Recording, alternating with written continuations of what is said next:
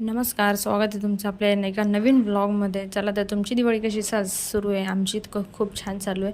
बघू शकता तुम्ही, सगळ्यांची दिवाळी फराळ करण्याची गडबड चालू आहे, कोणाची शॉपिंग करण्याची गडबड चालू आहे. तर आमच्या अथर्वचं मम्मा मला कंदील बनवायला शिकव, कंदीलच बनवायचं आहे मला.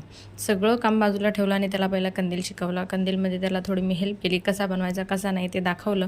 आणि मग अथक प्रयत्न करून आमचा कंदील फायनली तयार झाला. बघू शकता, जे त्याला जमलं नाही ते मी करायला त्याला हेल्प केली.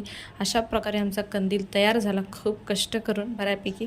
बघू शकता, आमचा कंदील आवडला असेल तर येस कमेंटमध्ये नक्की सांगायचं आहे. चॅनलला लाईक शेअर सबस्क्राईब नक्की करायचं आहे.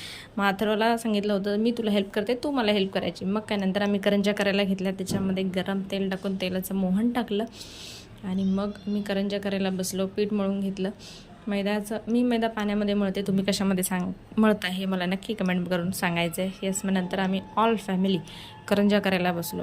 किती भारी वाटतं ना, दिवाळीमध्ये सगळेच हेल्प करतात, कामं पण पटापट होतात, गप्पा मारत. येस, मग अशा प्रकारे आमच्या फायनली करंज्या तयार झाल्यात. बघू शकता तुम्ही, पिल्लू पण इथे मला मदत करतो आहे, अथर्व.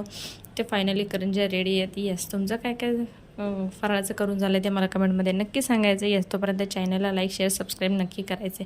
लाईक करता सबस्क्राईब करत जावा प्लीज. Thank you so much. सगळ्यांना हॅपी दिवाळी. भेटूया नेक्स्ट व्लॉगमध्ये. तोपर्यंत bye bye. Enjoy your happy Diwali.